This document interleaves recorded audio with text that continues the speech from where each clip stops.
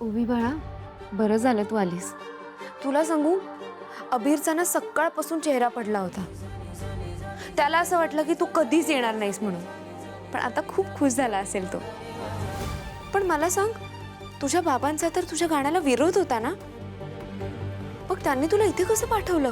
हो ना, खरं सांगू का, मला पण काय कळलं नाही.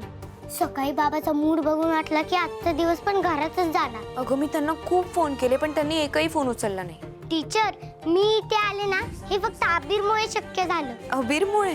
कसं काय? मी आबिरला फोन करून सांगितलं की मी येणार नाहीये. बिचारा खूप नाराज झाला होता. आणि मग बाबाने मला काही न सांगता गाडी काढली आणि मला इथे घेऊन आला. खूप मोठं सरप्राईज दिलं. आबिर कुठं आहे? फ्लॅश सुरू झाला म्हणून मी आत आले. मला त्याला थँक्यू म्हणायचंय. अगं ओवी बाळा, अबीर आता इथे नाहीये. तू जरा बाहेर गेलाय. बाहेर गेलाय म्हणजे? एकटा कसं काय गेला तो बाबा? तो त्याच्या खास मित्रासोबत गेलाय. कोण खास मित्र? आणि मला न सांगता गेलाय तो. तुम्ही कसं जाऊ दिलं त्याला?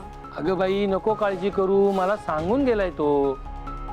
तू आई आहेस, तुला त्याची काळजी आहे मान्य आहे, पण मी पण आजोबा आहे ना, मलाही काळजी असणारच त्याची. येईल, काळजी नको करू. हो बाबा, पण हा कोण आहे मित्र? आणि इतका खास मित्र कोण नक्की? सुपर हिरो ओवीच्या बाबासोबत गेलाय. बाबा सोबत ना? मग तर तुम्ही अजिबात टेन्शन घेऊ नका टीचर. माझा बाबा जगातला बेस्ट बाबा आहे. तो आबिरची व्यवस्थित काळजी घेईल. ओवी, बेळगावापासून मी तुझ्या बाबांचं कौतुक ऐकते. अबीर तर दिवसभर त्यांच्या नावाचा जपच करत असतो.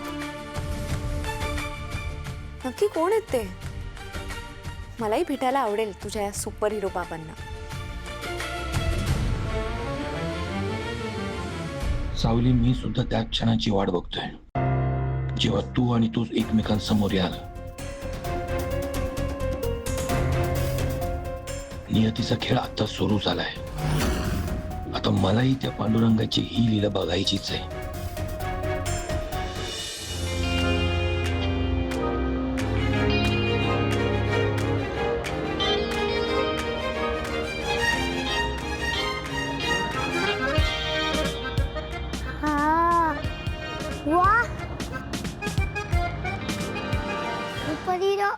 असली भारी फिलिंग येत असते बघा.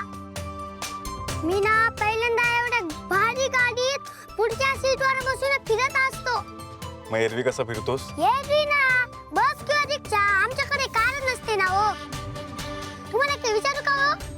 आता पुण्यात आल्यावर माझ्या आजोबांकडे कार असते.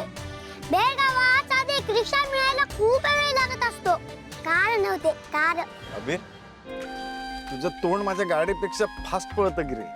हा, माझ्या गाडीला तरी ब्रेक आहे, तुझ्या तोंडाला ब्रेकच नाहीये. एका दमात सगळं बोलून मोकळा झालास. बरोबर बोललात बघा सुपर हिरो. माझी आई पण ना असंच बोलत असते. ती बोलते, अबीर जरा बोलताना ब्रेक लावून बोलत जा. आईचा लाडका दिसतोयस. काय करते तुझी आई? माझ्या आपलं काय ठरलंय लक्षात आहे ना? अगदी पक्क लक्षात असतं बघा माझ्या. कोणालाही आपली खरी ओळख सांगायची नाही. अगदी बरोबर. माझी आई ना खूप काम करत असते. तिला नोकरी लागलेली असते ना.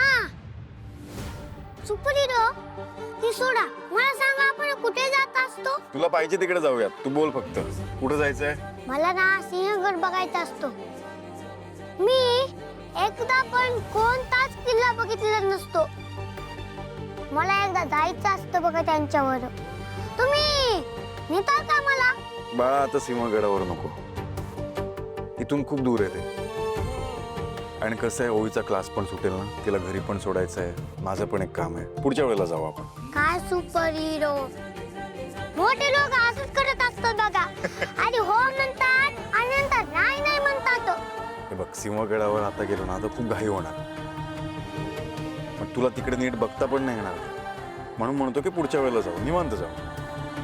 आणि जात असताना हवं तर तुला मी ते बर्गर, पिझ्झा, जे काय हवं ते देईन. सुपर हिरो बर्गर वगैरे नाही, सिंहगडला जाऊ, पिठलं भाकरी खाऊ.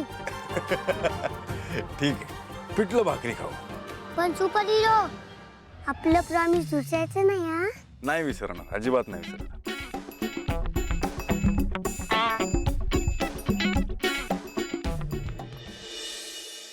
राजकुमार,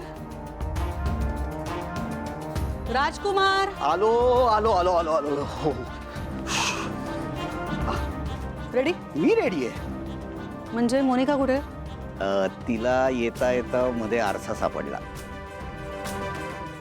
रंगरंगोटी अजून चालू आहे, पण मी तिला सांगितलं आई तयार असेल लवकरात लवकर खाली आहे. थांब. मोनिका, बरं ऐक ना, परवा ती जागा बघायला सांगितली होती तुला, ती बघितलीस नाही ना? आज लग्नावरून येताना तिथे जायचंय आपल्याला. हां, त्या गुरुकुलाला भेट देऊन येऊया. हो आई, मिळेल ती आपल्या जागा, एवढं का टेन्शन घेते? एक काम करूया, लग्न कार्य झालं ना की तिथनं येता येता आपण जागेवर जाऊन येऊ. बँकेचं छोटंसं काम आहे मला, पण आपण जागेवर पहिले जाऊ आणि मग करू. ती जागा ना खूप चांगली आहे रे आपल्यासाठी, अगदी मोक्याची आहे. आणि त्या जागेचा व्यवहार करण्याआधी त्या जागेचा मालक कोण आहे नेमका ते शोधून काढायला पाहिजे. कारण त्याची जर का आपल्याला कुंडली मिळाली ना तर जागा आपल्या ताब्यात घ्यायला जर सोपं जाईल आपल्याला. त्यात काय, एजंटला आत्ता फोन करतो ना, कर. लगेच सांगेल तो. हां हां हां. हॅलो. ए बाबा, कुठे आहेस मित्रा? त्या जागेचं काय झालं? त्या मालकाचं नाव नाही सांगितलंस मला. कोण आहे मालक? अहो साहेब, जरा एक गडबड झाली हो. काय ना, मला वाटत नाही ती जागा मिळवणं शक्य होईल. त्याचा विचार सोडल्यालाच बरा. मी काय म्हणतो, तुम्हाला दुसरी जागा दाखवतो ना.